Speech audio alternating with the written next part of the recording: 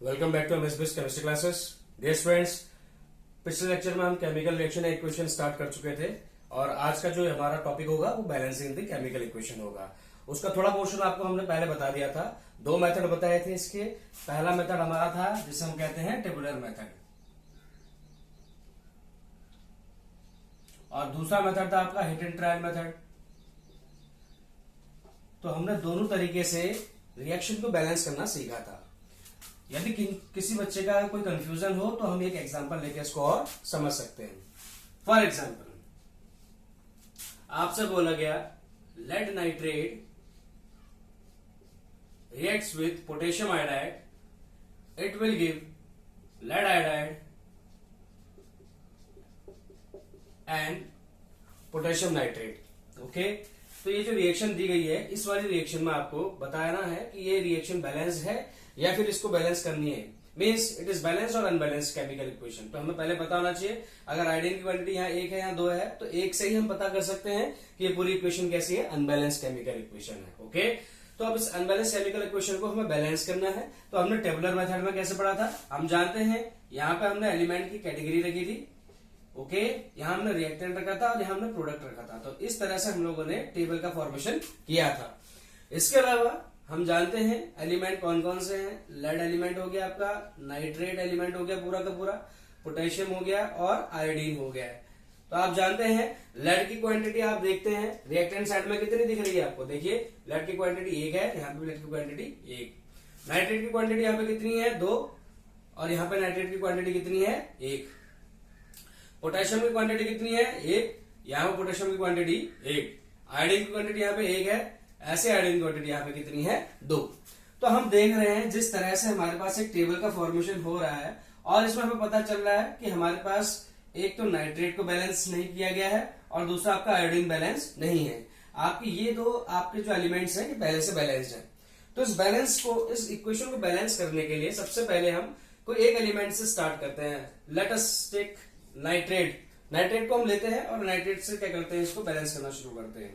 तो हम as it is वही इक्वेशन लिखेंगे, PbNO3 whole twice plus Ki gives PbI2 plus KNO3। Okay, और इस रिएक्शन को देखने के बाद हमें यह चीज पता चली यहाँ पे कि नाइट्रेट जो है रिएक्टेंट साइड पे दो है और प्रोडक्ट साइड में कितने नाइट्रेट्स हैं, एक।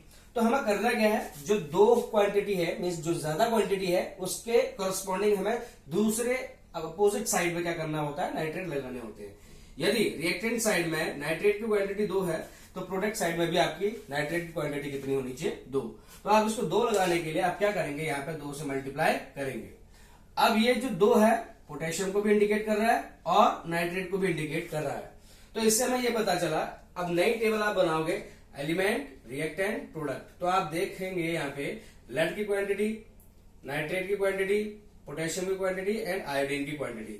अब आप बताइए यहाँ पे सभी की क्वांटिटी कितनी कितनी है। लेड की क्वांटिटी एक है रिएक्टेंट साइड में, प्रोडक्ट साइड में भी एक है। नाइट्रेट की क्वांटिटी दो, यहाँ पे कितनी हो गई, दो। पोटेशियम की क्वांटिटी यहाँ पे एक है, पोटेशियम की क्वांटिटी यहाँ दो। ऐसे ही आयोडीन की क्वांटिटी यहाँ पे एक है और तो यहाँ पे दो। अब हम जानते हैं कि ये बैलेंस्ड हो चुका है, ये भी बैलेंस हो गया, लेकिन बाकी ये तो बैलेंस नहीं है।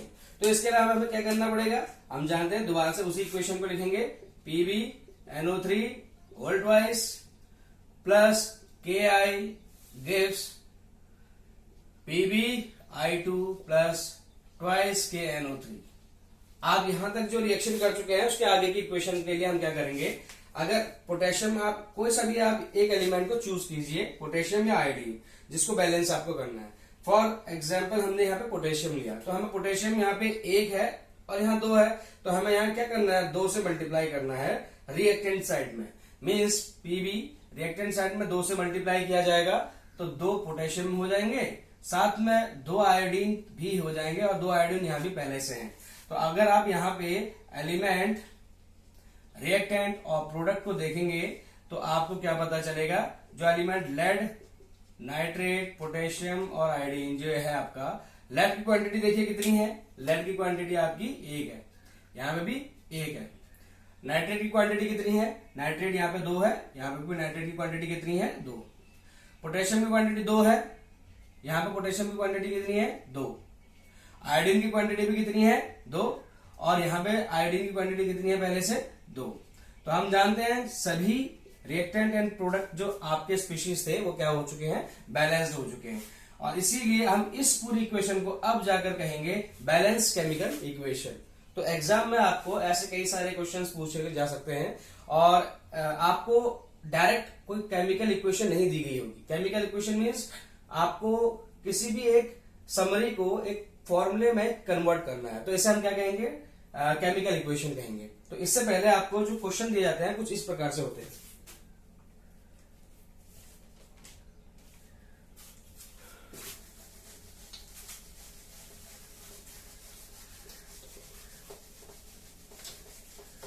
अब हम क्या करेंगे, इसी रिएक्शन को हिट एंड ट्रायल मेथड से स्टार्ट करेंगे।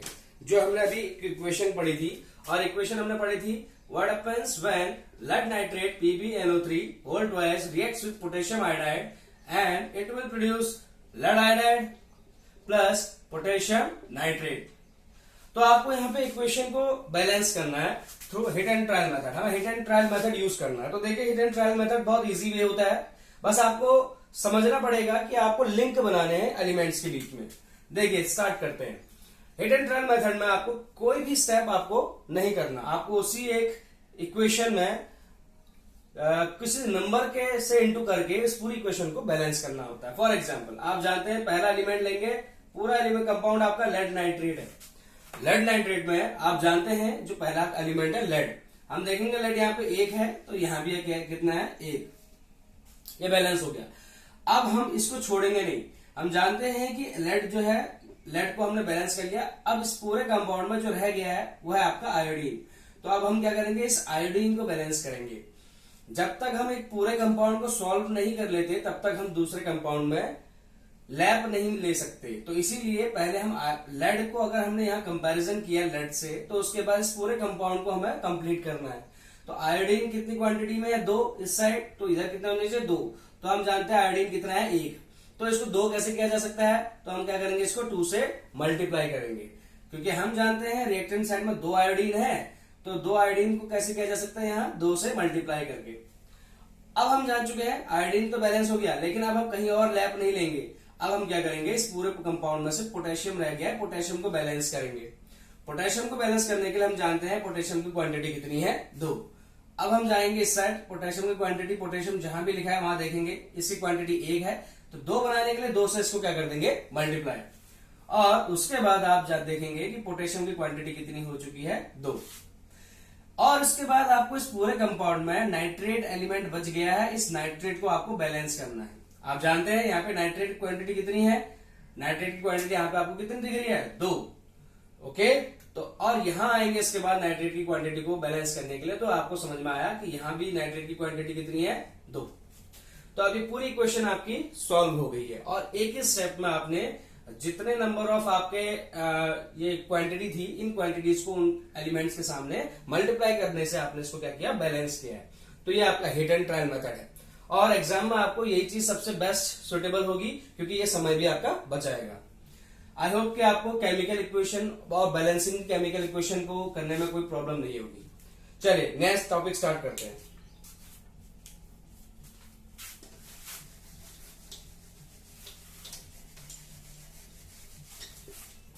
देखिए होता क्या है, कई बार आप जानते हैं, आपने कई सारे ऑब्जर्वेशन किए होंगे अपने day to day life activity में। फॉर एग्जांपल आप क्या करें, जो आपका मिल्क, जैसे मिल्क होता है, मिल्क को आप क्या करें, उसको ओपनली छोड़ दे, उसको ओपन में छोड़ दीजिए, लेफ्ट। ओके, खुले में मिल्क को छोड़ दीजिए, तो क्या कोई बदलाव आएगा।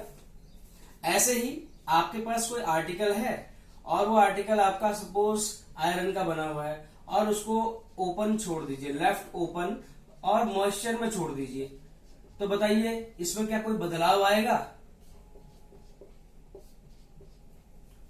ओके, ऐसे ही हम जानते हैं, हम जब खाना खाते हैं तो डाइजेशन प्रोसेस होती है, और डाइजेशन प्रोसेस करने के लिए क्या डाइजेशन के दौरान, डाइजेशन जब कंप्लीट हो जाता है तो उसके बाद कोई इफेक्ट पड़ता है। ये सारी चीजें जितने भी आप यहां देख रहे हैं, ये सभी इंडिकेट कर रही हैं कि आपकी नेचर में कहीं ना कोई केमिकल रिएक्शन एग्जिस्ट करती है। तो केमिकल रिएक्शन इनके बीच में होती है, और अगर केमिकल रिएक्शन होंगे तो इसीलिए इसको हम कहेंगे हमेशा केमिकल चेंज। तो केमिकल चेंज का मतलब क्या समझ में आया? केमिकल चेंज का मतलब है जब केमिकल रिएक्शन प्रोसेस हो रही होगी वहां पे, और जब केमिकल रिएक्शन हो रही होगी तो तभी जाके कोई ना कोई चेंजेस उसमें मिलेंगे आपको। तो केमिकल चेंजेस जो होते हैं इनमें आते हैं। ऐसे ही हमारे पास कई सारे और एग्जांपल्स है।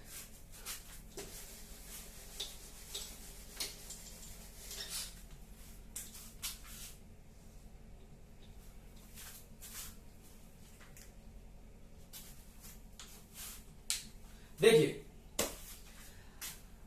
हम 3 एक्टिविटी लेंगे और 3 एक्टिविटी के जरिए इसको समझने की कोशिश करेंगे। ओके, फॉर एग्जाम्पल आपके पास फर्स्ट एक्टिविटी इसमें करते हैं, second activity and third activity. Okay, तो देख लेते हैं पहली एक्टिविटी क्या है। देखिए,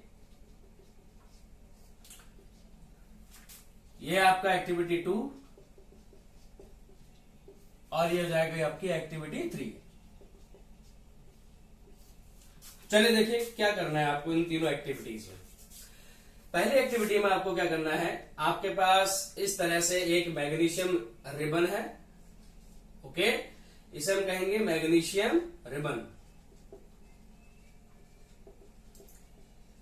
जो आपकी लेबोरेटरी में इजीली अवेलेबल होता है। मैग्नीशियम रिबन है, इस मैग्नीशियम रिबन की आउटर लेयर को हम सैंड पेपर से रब करेंगे,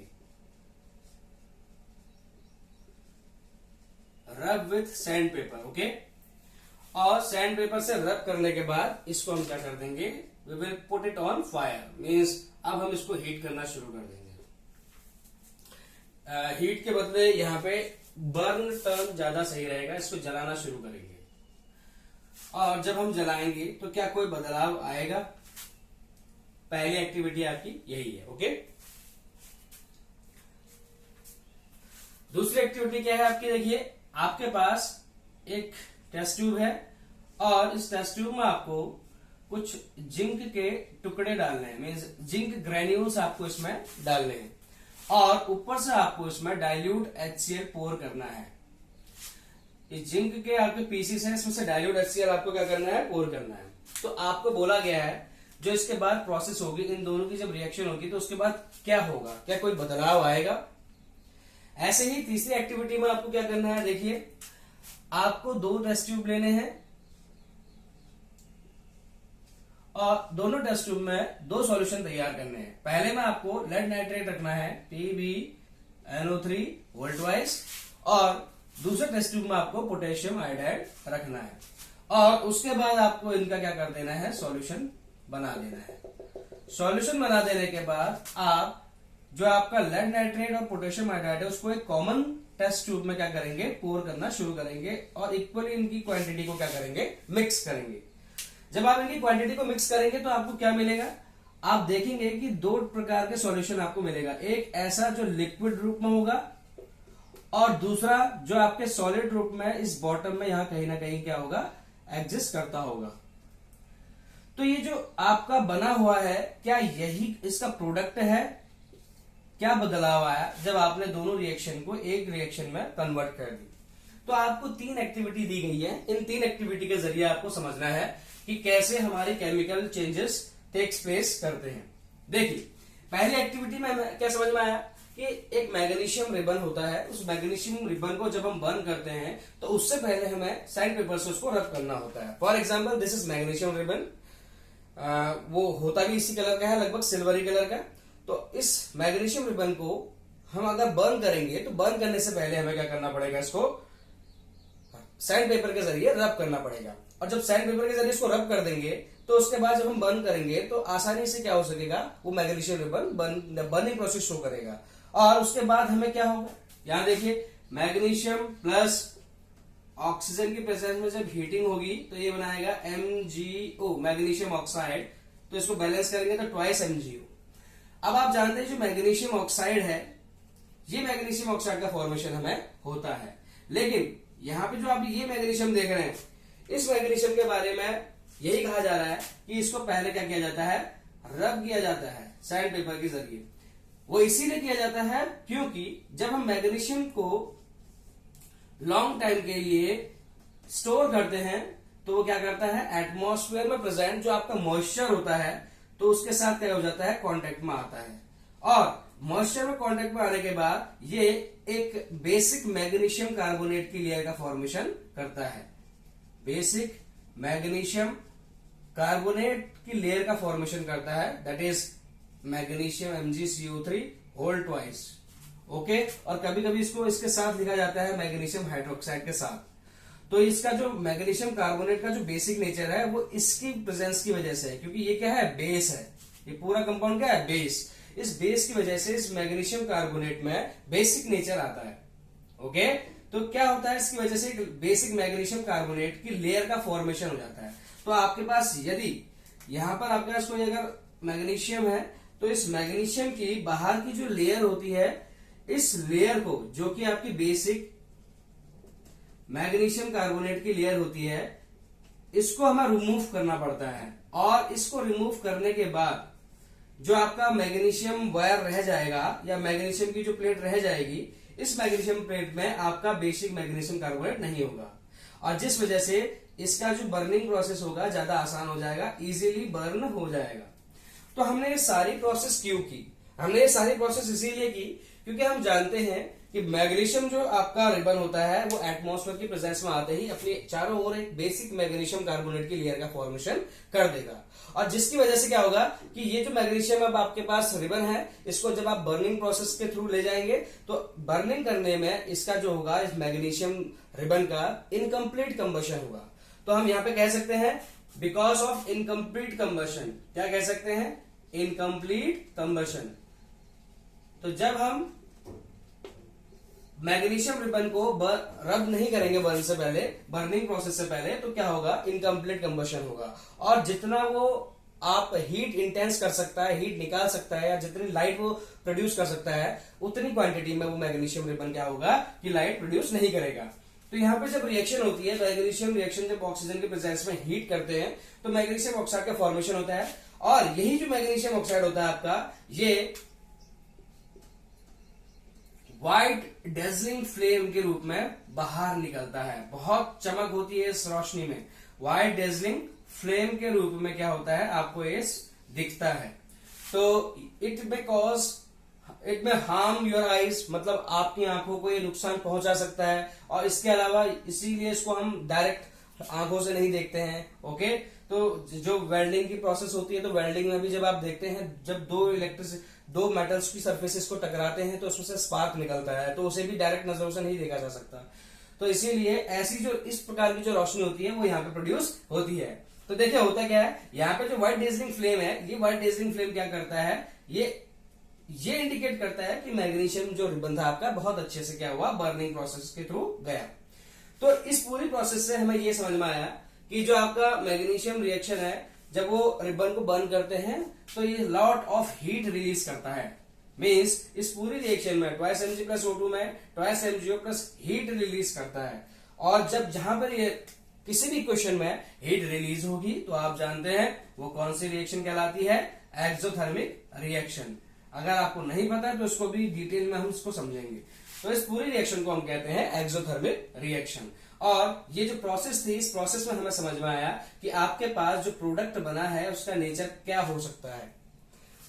दोबारा से समझिए, आपके पास ये रिएक्शन है, इस रिएक्शन में आपके पास मैग्नीशियम ऑक्साइड है, और यही मैग्नीशियम ऑक्साइड का आपको क्या करना है, नेचर पता करना है कि ये मैग्नीशियम ऑक्साइड आपका बेसिक नेचर का होगा, एसिडिक होगा या न्यूट्रल होगा। और आप जानते हैं इस सॉल्यूशन का मीन्स मैग्नीशियम ऑक्साइड का ये लोग क्या बनाएंगे, पहले सॉल्यूशन बनाएंगे। आप जानते हैं मैग्नीशियम यहाँ पे मेटल है और ऑक्सीजन मीन्स ऑक्साइड। आप ये बताइए मेटल के जो ऑक्साइड्स होते हैं उनका नेचर एसिडिक होता है या बेसिक होता है? आप पढ़ते हुए आए हैं पीरियोडिक क्लासिफिकेशन वाले चैप्टर में कि आप मेटल ऑक्साइड्स का जो नेचर होता है they are basic in nature. तो बेसिक नेचर होने की वजह से मेटल ऑक्साइड्स का, मैग्नीशियम ऑक्साइड का, वो आपका जो आपका रेड लिटमस होगा उसको किसमें कन्वर्ट कर देगा, बताइए? रेड लिटमस जो होगा उसको किसमें कन्वर्ट कर देगा, ब्लू लिटमस में। ओके, तो इससे हमें ये पता चला कि जब हम लिटमस पेपर को इस सॉल्यूशन में डिप करेंगे तो red litmus will get converted into blue litmus, जिसकी वजह से हमें ये समझ में आ जाएगा ये जो सॉल्यूशन है आपका वो बेसिक है नेचर में। ओके, इसी तरह से हमारी दूसरी एक्टिविटी क्या कहती है उसको समझने की कोशिश करते हैं।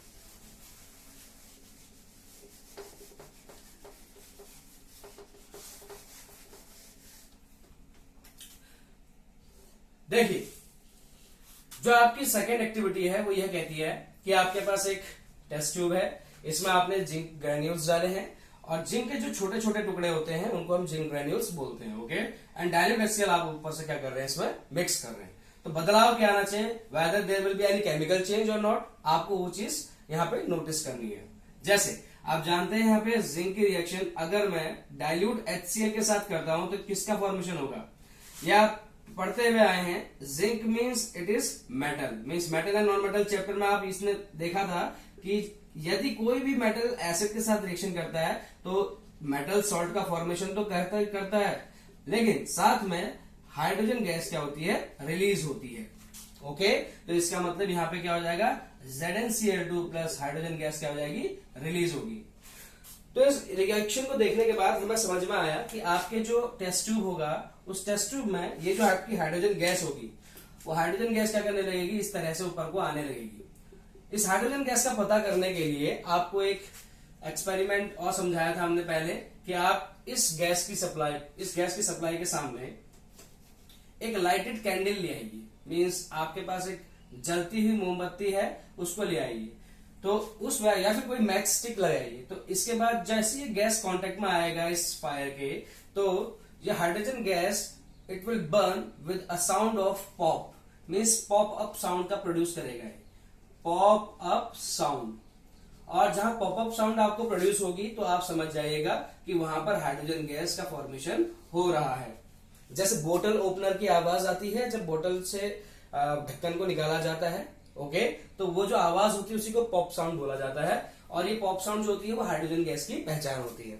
तो हमें इस पूरी रिएक्शन में एक चीज समझ में आए कि यहाँ पे कहीं ना कहीं गैस का भी फॉर्मेशन हो रहा है और यहाँ पे कोई ना कोई केमिकल चेंज हो रहा है।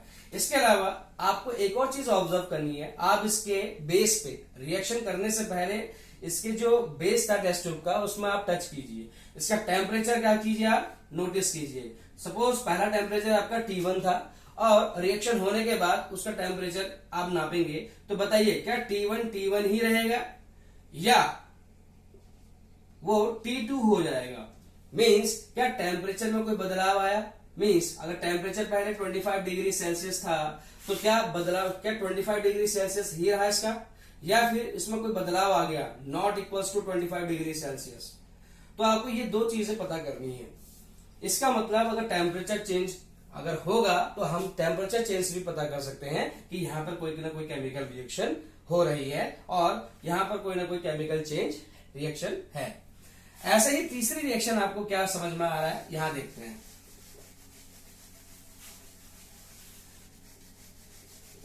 आपके पास एक एक्टिविटी है जो आपको बताई गई थी। इस एक्टिविटी में आपको क्या दिया गया है, आपको एक टेस्ट ट्यूब में लेड नाइट्रेट दिया गया है और दूसरे टेस्ट ट्यूब में आपको पोटेशियम आयोडाइड रखा गया है और आपसे बोला गया है दोनों की रिएक्शन को क्या कीजिए, एक कॉमन टेस्ट ट्यूब में पोर कर दीजिए। दोनों को पोर किया तो पोर करने के बाद क्या हुआ, आपको पता चला कि यहाँ पे जो सॉल्यूशन का फॉर्मेशन हुआ है यहाँ पे दो कंपोनेंट आप क्लियरली विजिबल कर सकते हैं। जैसे एक लिक्विड पोर्शन होगा, for example this is component ए, और एक सॉलिड कंपोनेंट होगा that is B.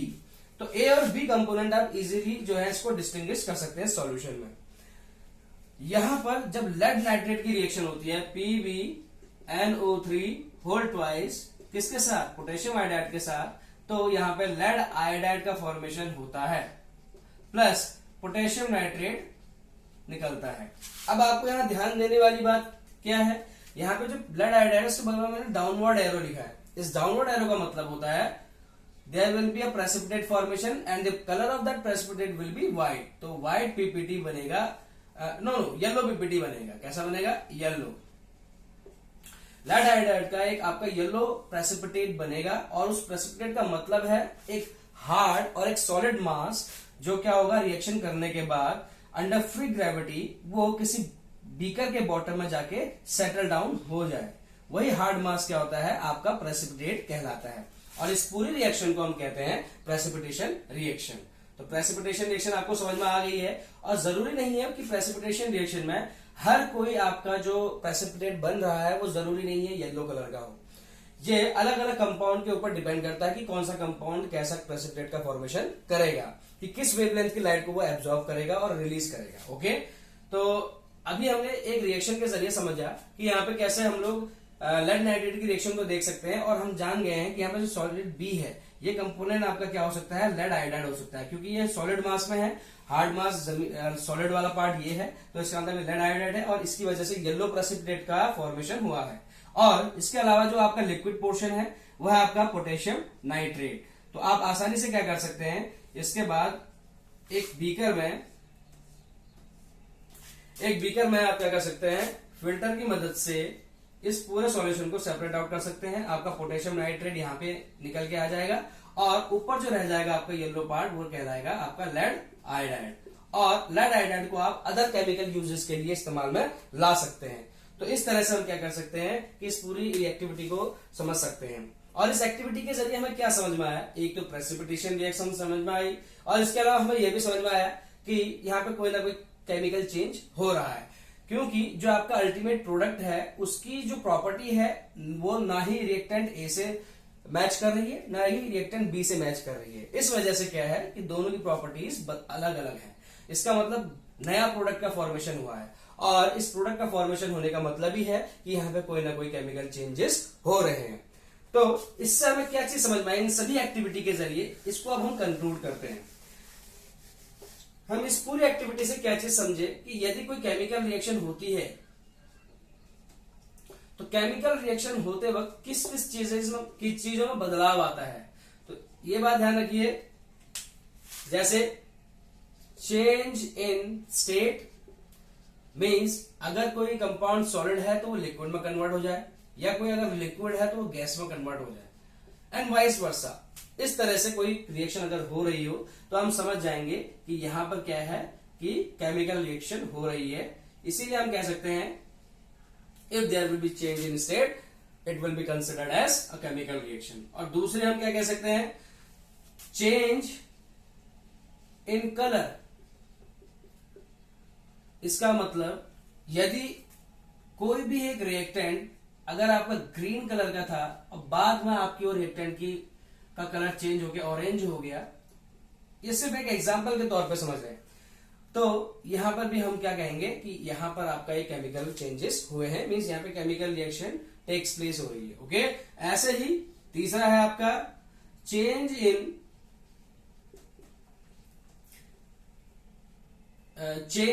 Formation of gas.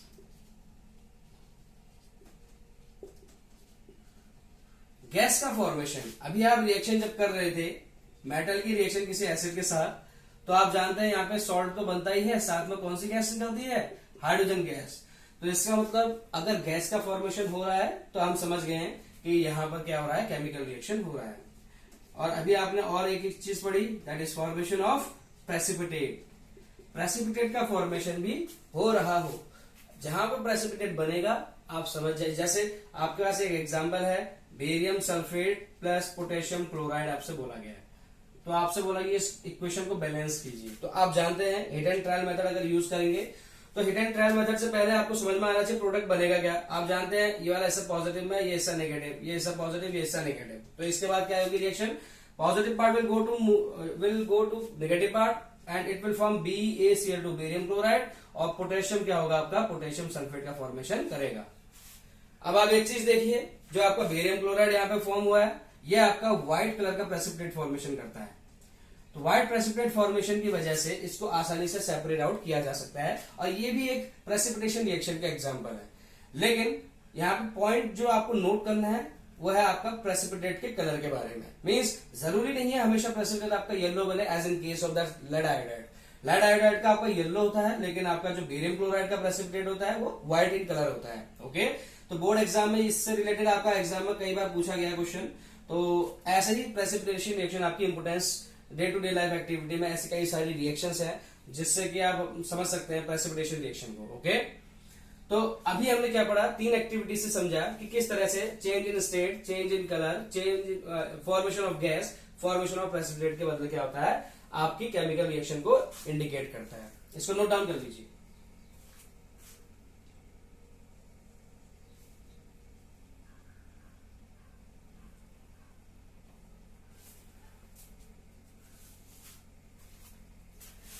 तो अभी हम लोगों ने एक रिएक्शन पढ़ी थी। हाँ, एक और है इसमें, चेंज इन टेम्परेचर। मीन्स अगर टेम्परेचर में बदलाव आएगा तो तब भी हम कहेंगे क्या कि यहां पर क्या हुआ है, केमिकल रिएक्शन टेक्स प्लेस की है। ओके, तो ये जो आपके 5 पॉइंट्स थे, 4 पॉइंट्स तो आपने लिख लिए थे, 5वां पॉइंट आपका यही है कि चेंज इन टेम्परेचर भी एक फैक्टर होता है जो इंडिकेट करता है कि आपकी केमिकल रिएक्शन हो रही है। ओके, ऐसे ही हमारे पास एक इक्वेशन और है, मीन्स एक टॉपिक और है जिसे हम बोलेंगे टाइप्स ऑफ रिएक्शंस।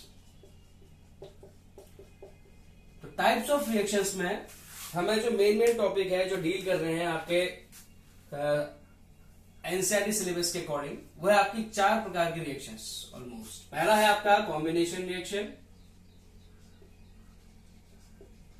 दूसरा है आपका डिकम्पोजिशन रिएक्शन,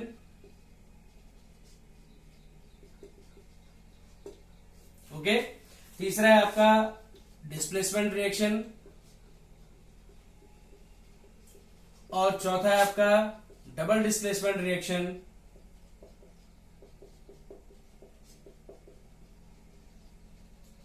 एक रिएक्शन और इसमें होती है, वो है आपकी रेडॉक्स रिएक्शन। ओके, तो आपके पास 1 2 3 4 और 5 टाइप की रिएक्शंस हैं। इन 5 टाइप की रिएक्शंस में आपको सभी के बारे में इंडिविजुअली स्टडी करनी है। आपके एनसीईआरटी सिलेबस के अकॉर्डिंग देखा जाए तो आपका ये जो टाइप्स ऑफ रिएक्शंस है, यहां से कई सारे क्वेश्चंस पूछे जाते हैं बोर्ड एग्जाम्स में। मीन्स इसके चांसेस बहुत होते हैं कि यहां से कोई ना कोई क्वेश्चंस आ जाए। ओके, तो अब हम पहला टॉपिक पढ़ते हैं यहाँ पे कॉम्बिनेशन रिएक्शन के बारे में, कि कॉम्बिनेशन रिएक्शन होता क्या है। देखिए, कॉम्बिनेशन रिएक्शन का मतलब होता है कि जब 2 या 2 से छोटी छोटी चीजें मिलकर, जो सिंपलर सब्सटेंसेस होती हैं, जब ये मिलती हैं तो एक बड़ी या कॉम्प्लेक्स सब्सटेंस का फॉर्मेशन करती है। जब ऐसा होता है तो इस प्रकार की होने वाली रिएक्शन को हम क्या कहते हैं, कॉम्बिनेशन रिएक्शन कहते हैं। फॉर एग्जाम्पल, बहुत छोटा सा एग्जाम्पल है जो आपको अच्छे समझ में आ जाएगा। यदि मैं आपसे बोलता हूं कैल्शियम प्लस ऑक्सीजन, तो आपका जो बनेगा कैल्शियम ऑक्साइड। इट मीन्स जो छोटी छोटी स्पीशीज हैं, ये जब आपस में कंबाइन हुई तो इन्होंने एक बिगर कॉम्प्लेक्स सब्सटेंस बनाया, कैल्शियम ऑक्साइड। ऐसे ही यदि आपसे बोला जाए C plus O2, it will give CO2। Okay, इसी तरह से आप देख सकते हैं N2 plus thrice H2 gives twice NH3। These all are examples of combination reactions. Note down कीजिए।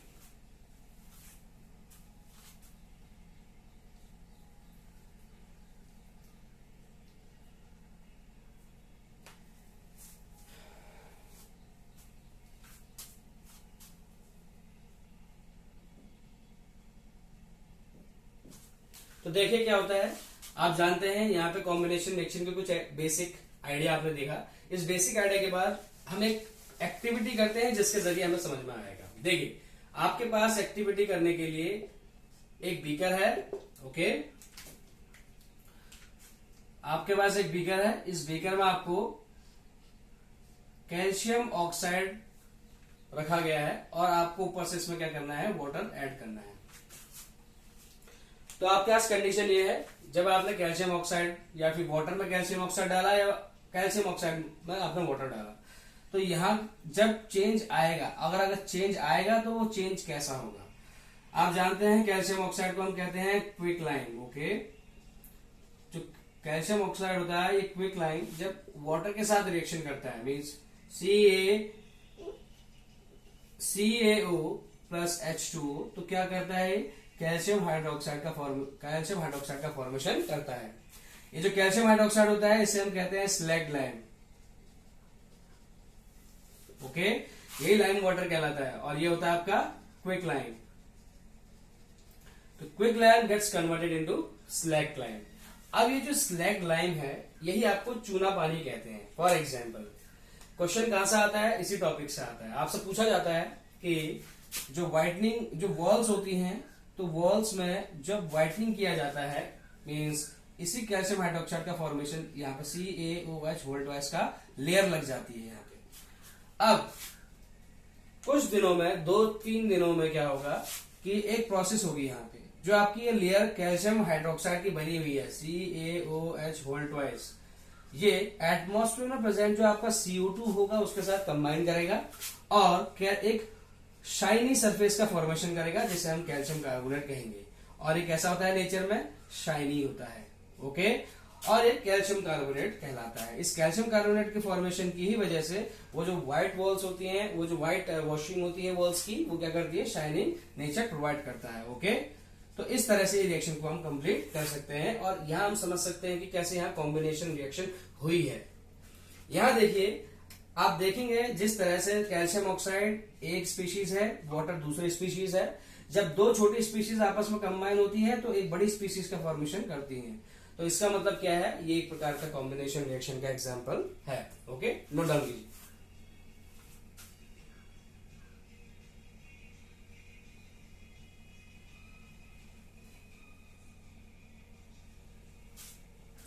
ऐसे कई सारे और एग्जांपल्स हैं, जैसे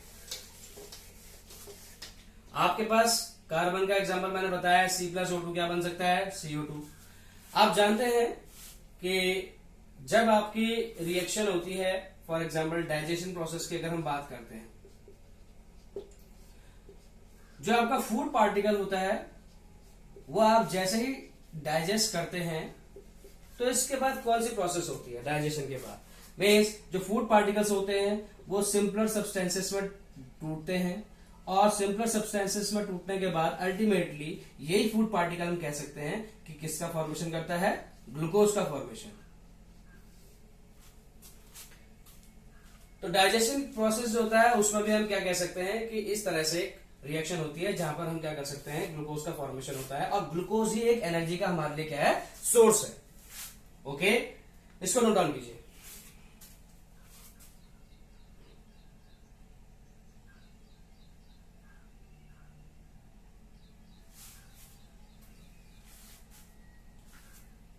तो इसी तरीके से जैसे हमने यहाँ पे समझा कि जो फूड पार्टिकल है उसका ब्रेक डाउन हो जाता है, लास्ट में ग्लूकोज में कन्वर्ट हो जाता है, तो इस प्रोसेस को हम कह सकते हैं रेस्पायरेशन प्रोसेस। क्या कहेंगे, रेस्पायरेशन। आपसे कभी क्वेश्चन पूछा जाता है व्हाट इज रेस्पायरेशन प्रोसेस, जो होती है वो आपका एक एक्सोथर्मिक प्रोसेस होती है या एंडोथर्मिक प्रोसेस होती है। तो रेस्पायरेशन जो होती है आपकी एक एक्सोथर्मिक प्रोसेस कहलाती है। ऐसा क्यों कहा गया कि ये एक एक्सोथर्मिक प्रोसेस है?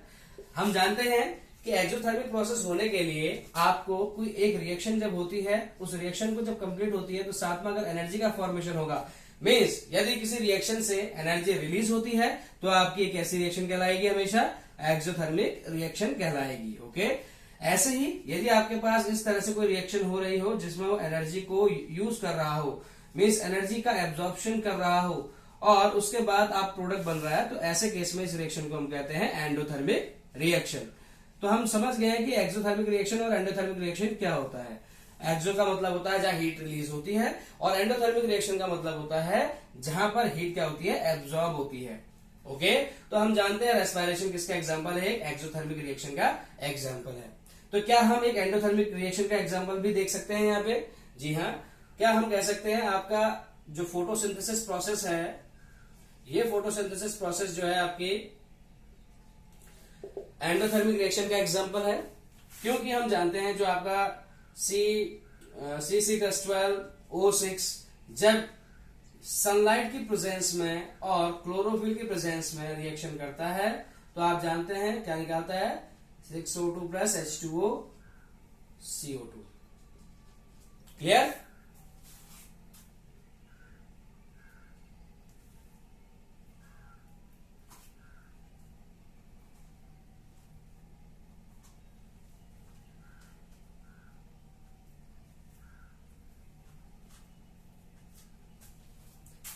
इस रिएक्शन को एक्चुअली ये रेस्पायरेशन प्रोसेस है, तो इसको हम देखेंगे। इसकी जो रिएक्शन है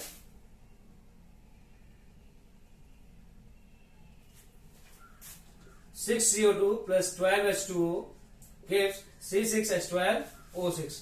बाकी आपके जितने भी जो प्रोडक्ट होंगे वो भी रिलीज हो जाएंगे, जैसे आपके ऑक्सीजन रह जाएगा वो भी रिलीज हो जाएगा, वाटर होगा वो भी रिलीज हो जाएगा।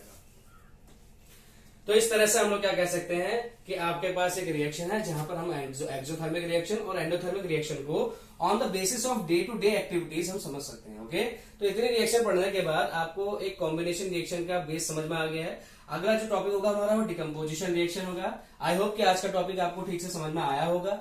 कोई क्वेरीज हो, कोई क्वेश्चन हो तो आप कमेंट सेक्शन में जरूर पूछिए। Till then keep doing work hard. Thank you.